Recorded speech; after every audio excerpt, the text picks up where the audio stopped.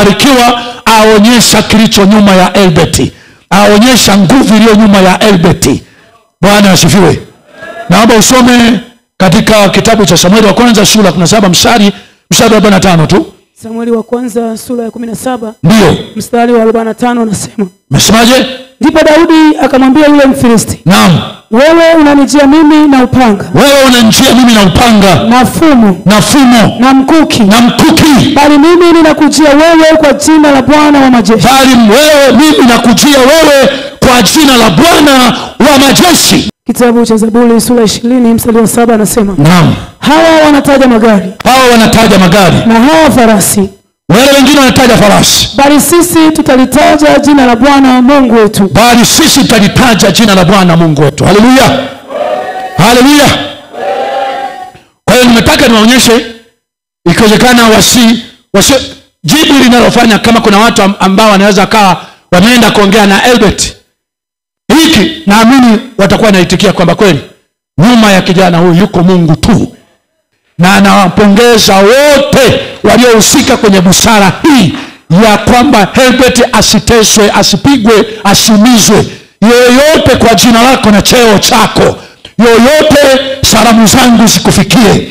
Kama zilikufikia za kulalamika, kama zilikufikia za kuumia, zikufikie na salamu za pongezi. Zikufikie kwamba roho ya Mungu bila shaka bado imo ndani yako, na kwamba waweza ukageuka ukawa moja ya watu wa Mungu wa kufaa sana, bila kujalisha wakati gani umewahi kufanya nini. Hatumiliki bunduki kwa namna yoyote. Kwa wasiofahamu, wako hata vijana wakati fulani wahi kusema, mchungaji, ili tukulinde ngoja tutafute namna tupate bunduki. Mimi niliwakataza, na kama kuna anayo yeye kwa akili zake, na mkikuta mimi sihusiki, niliwakataza wasimiliki bunduki, wasinilinde kwa bunduki. Watanilinda kwa jina la Bwana wa majeshi. Ndivyo ilivyoandikwa kusema, Bwana asipoulinda mji akeshaye afanya kazi bure. Sisi ni wale tulindwao na Bwana pekee. Sisi ni wale tumtegemeao Mungu peke yake.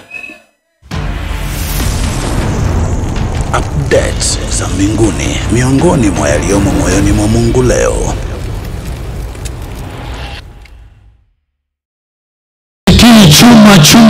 Chuma kweli kweli. Moto kweli kweli. Nondo kweli kweli. Lijo lolote. Hakuna kurudi nyuma. Haleluya. Amen.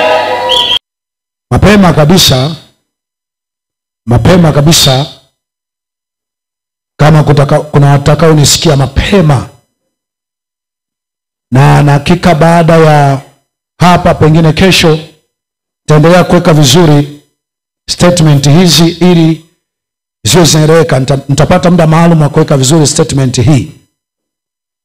Napenda kumwambia mtu yoyote aliye popote, mwenye mamlaka yoyote,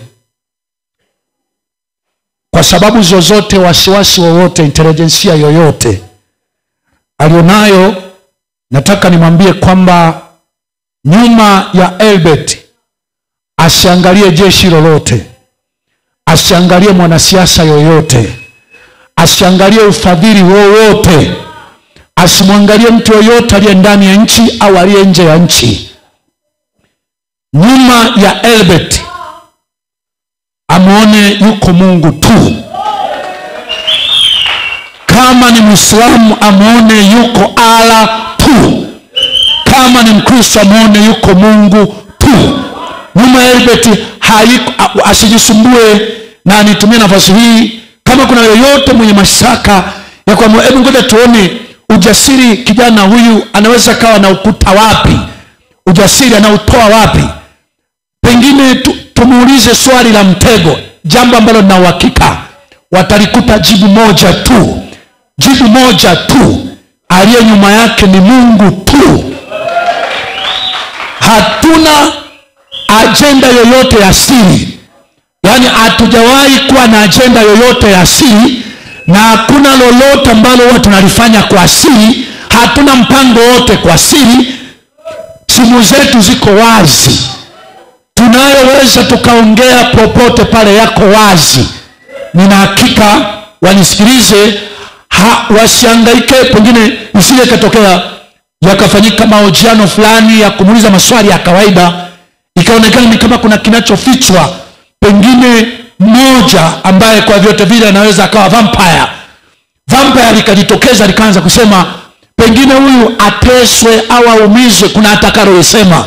Mimi nasema asitokee vampire atakayetoa hoja ya aina hiyo, na nizipe angalizo mamlaka zote kwamba likitokea vampire, nimesema mtu kama huyu pengine afinywe eneo fulani au apigwe eneo fulani, atasema lolote. Nataka nizipe angalizo kwamba huyo atakayetoa wazo hilo muoneni ni vampire. Hilo ni kiumbe limetoka kuzimu, ni toto la jehanamu. Huyo sio binadamu, huyo ni shetani. Nataka niwaonyeshe mapema kabisa. Nadhani wameshafanya mahojiano mengi, uchunguzi mwingi kufikia siku hizi. Mimi natoa tu mashauri. Mimi ndo baba yake wa kiroho, wa sehemu kubwa, naamini siwezi kujificha, siwezi kumuonea haya. Naamini na wengi wanafahamu kwamba mengi yanayosema, sehemu kubwa mengi ya hayo ni moyo wangu. Ndivyo, siwezi kujificha kwenye mazingira kama haya. Na mimi sio baba yake kwa sababu nina jeshi nyuma, sio baba yake kwa sababu nina watu wa kunisaidia nyuma. Mimi nina Mungu tu. Tuanze na Samueli.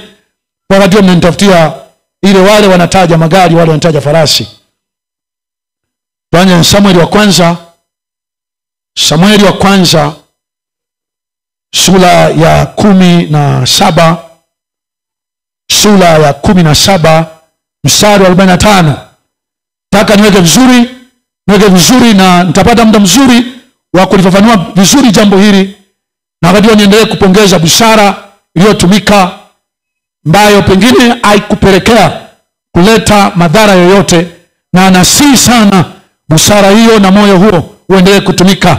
Na kwa amu nyingine nasema mpaka busara hii inatumika kwa kiwango hiki, imenipa imani ya kwamba sehemu kubwa ama kwenye mamlaka wako watu wana roho ya Mungu, na nawapongeza wote waliohusika kwenye busara hii ya kwamba Herbert asiteswe, asipigwe, asiumizwe. Yoyote kwa jina lako na cheo chako, yoyote salamu zangu zikufikie. Kama zilikufikia za kulalamika, kama zilikufikia za kuumia, zikufikie na salamu za pongezi.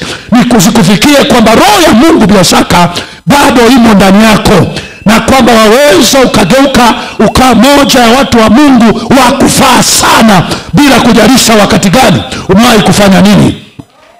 Lakini pamoja na hayo, nisaidie kufikisha na ujumbe huu mwingine, ya kwamba uwajulishe watu kadha wa kadha ya kwamba Mbarikiwa aonyesha kilicho nyuma ya Herbert, aonyesha nguvu iliyo nyuma ya Herbert. Bwana asifiwe. Naomba usome katika kitabu cha Samueli wa kwanza sura ya 17 mstari wa 45 tu. Samueli wa kwanza sura ya 17. Ndio. Mstari wa 45 unasema. Umesemaje? Ndipo Daudi akamwambia yule Mfilisti, naam, wewe unanijia mimi na upanga, na fumo, na mkuki, bali mimi ninakujia wewe kwa jina la Bwana wa majeshi. Mungu wa majeshi ya Israeli uliowatukana. Siku hii ya leo. Ishi hapo. Bwana Yesu asifiwe. Haleluya. Nataka mtu yeyote aliye kwenye nafasi yote aweze kujua Herbert hana kingine chochote zaidi ya jina la Bwana.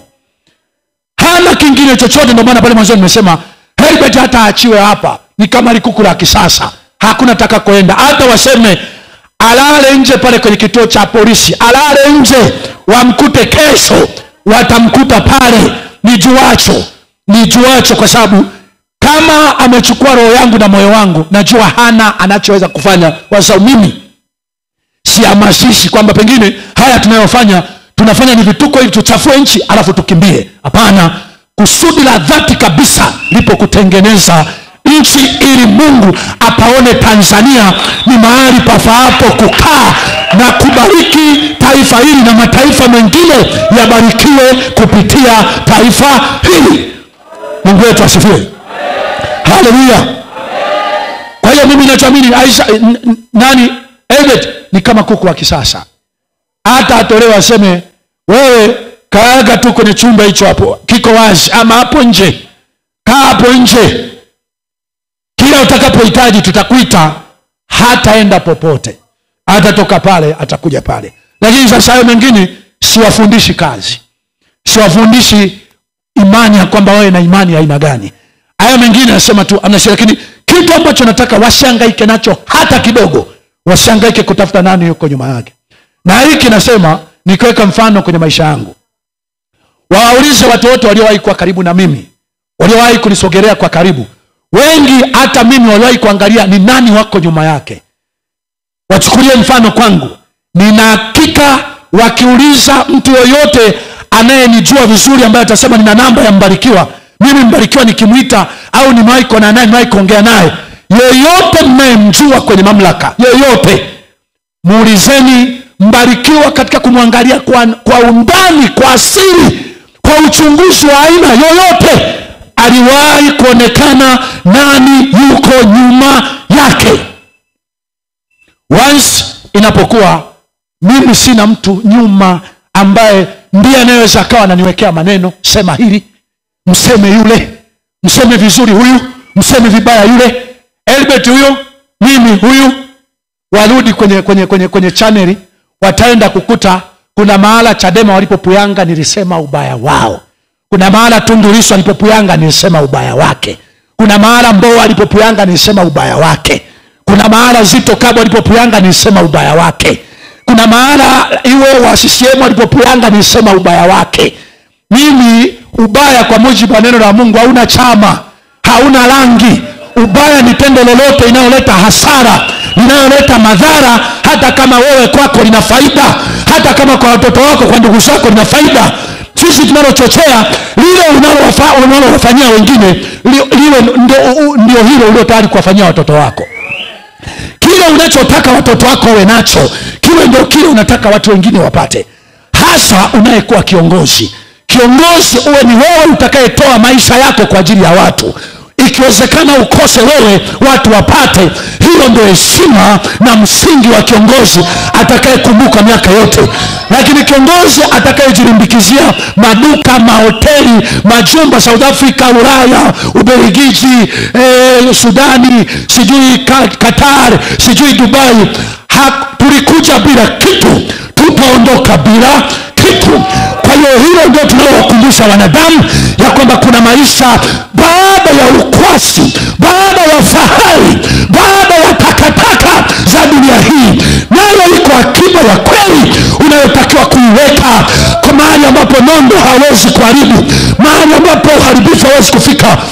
Na akiba hiyo ni mema utakayotenda kwa watu, hasa wale unaoita kwamba unawaongoza, hasa wale unaoita wa chini. Hakikisha vichache vinavyopatikana viwe kwa ajili ya manufaa ya wote. Hata kama utakaa kwenye cheo na kinafasi fulani kwa wiki moja, kwa siku mbili, kwa mwezi mmoja, kwa mwaka mmoja, maisha si mpaka tuwe kwenye kinafasi fulani. Maisha ni ubinadamu wako. Katika hayo yote ya vingi au vichache, unafanya nini kugusa maisha ya watu wengine? Unafanya nini kuhurumia maisha ya wengine? Mtaji wa kwa pekee wa mwanadamu alio nao sio anamiliki nini, bali anawaza nini. Sio anamiliki nini, bali anamtendea nini mtu mwingine. Huo ndio mtaji ambao tunawahamasisha. Naomba hiyo Zaburi ngapi? Zaburi 20 mstari wa 7. Zaburi 20 mstari wa 7. Kitabu cha Zaburi sura 20 mstari wa 7 anasema, naam, hawa wanataja magari, hawa wanataja magari, na hawa farasi, wale wengine wanataja farasi, bali sisi tutalitaja jina la Bwana Mungu wetu. Bali sisi tutalitaja jina la Bwana Mungu wetu. Haleluya. Haleluya.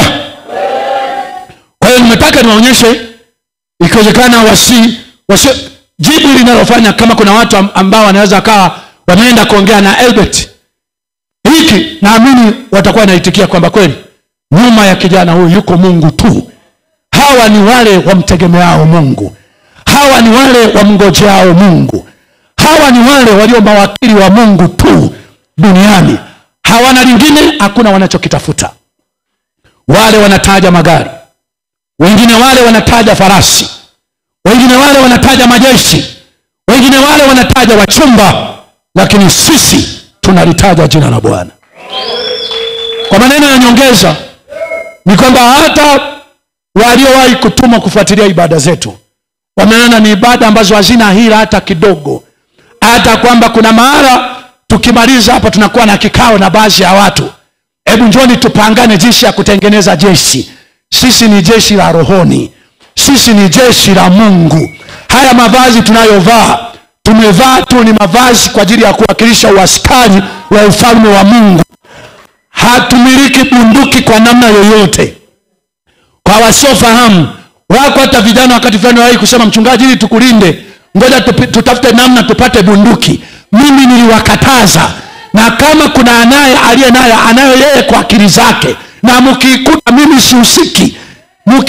mimi sihusiki, niliwakataza wasimiliki bunduki, wasinilinde kwa bunduki. Watanilinda kwa jina la Bwana wa majeshi, watanilinda kwa jina la Bwana wa majeshi. Ndivyo ilivyoandikwa kusema, Bwana asipoulinda nchi akesaye afanya kazi bure. Sisi ni wale tulindwao na Bwana pekee, sisi ni wale tumtegemeao Mungu peke yake. Kwa hiyo nimalize kwa kusema jambo kubwa ambalo ile busara kwa sema iliyoongoza mwanzoni, iongoze kwa sababu moja, jambo kubwa ambalo wajue kijana wangu mimi sijafundisha aseme ubaya fulani au kosa fulani kwa sababu anamchukia mtu anayesema ubaya wake. Kwa hiyo hasemi mimi nijuacho, hasemi chochote kwa sababu anamchukia yeyote. Hasemi chochote kwa ukali kwa sababu anavisa na yeyote. Biblia katika kitabu cha Mithali 28:23 inasema, amkemeaye mwenzake hatimaye atapata kibali kuliko ajipendekezaye kwa maneno ya ulimi wake. Neno hatimaye manake sio sasa hivi, sio mapema hivi. Mwanzoni hapo inaweza kaonekana ni adui, lakini huko wakati utajua huyu ndiye aliyekuwa rafiki mzuri, huyu ndiye aliyekuwa rafiki wa kumweka karibu. Urafiki mzuri ni wa wale wanaokemeana kwenye mabaya. Urafiki mzuri ni wa wale wanaokemeana hadharani kwenye mabaya. Mungu wetu asifiwe. Na maana Yesu anasema mimi sio watumwa tena, bali ni rafiki zangu. Lakini rafiki wepi? Ambao akina Petro amewaambia, rudi nyuma shetani, ukikwazo kwangu. Yaani rafiki yako unamwita shetani na bado ni rafiki na anabaki kuwa rafiki. Akina Yohana amewaambia, amjui ni roho ya namna gani iliyo ndani yenu, lakini hao ndio marafiki. Mungu wetu asifiwe. Anasema usipotawazwa hutakuwa shirika nami.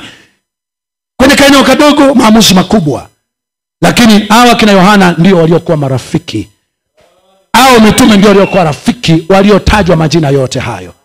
Mungu wetu asifiwe. Urafiki ulio imara sio ule wa kuitana honey baby sweetie. Urafiki ulio imara ni rafiki yangu ukifanya vizuri, ukifanya vibaya urafiki wangu utaimarishwa kwa mimi kukuambia kwa sauti utakayojua jambo hili ni baya. Na jambo kubwa ambalo nimesema mara kadhaa, hakuna mtu ambaye ni fahari kuongea kwa kufoka full time. Hakuna mtu ambaye ni fahari. Tukifanya vizuri tunaishia kucheka na kusemezana kwa lugha nyepesi. Lakini ninapofika mara lugha nyepesi haitatui. Lugha nyepesi haiweki sawa baadhi ya mambo. Kinachofuata inatakiwa itumike lugha ili kuonyesha userious. Jina la Bwana libarikiwe. Kwa hiyo jambo ambalo nataka niweke vizuri, wasihangaike na kutafuta nani yuko nyuma. Kama kuna namna wanaweza wakasema, hebu ngoja tutafute. Hapana.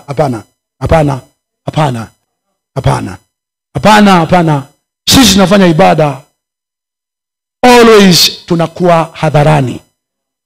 Hatuna kikao chochote. Hapa mliopo hapa kanisani nadhani ni mashahidi. Lini mmeona tumeitisha kikao tukakae na watu ndani, tupangane nini tufanye? Lini? Nina hakika kuna watu wamepandwa hapa, wanakaa masaa yote, hawajawahi kuona kikao cha kupanga mpango wote mbaya. Na hakika hata kama kuna yote umepandwa hapa, wafikisheni vizuri taarifa watu, wajue sisi ni wale ambao hatuna tegemeo lingine. Tegemeo letu ni Mungu tu. Bwana Yesu asifiwe.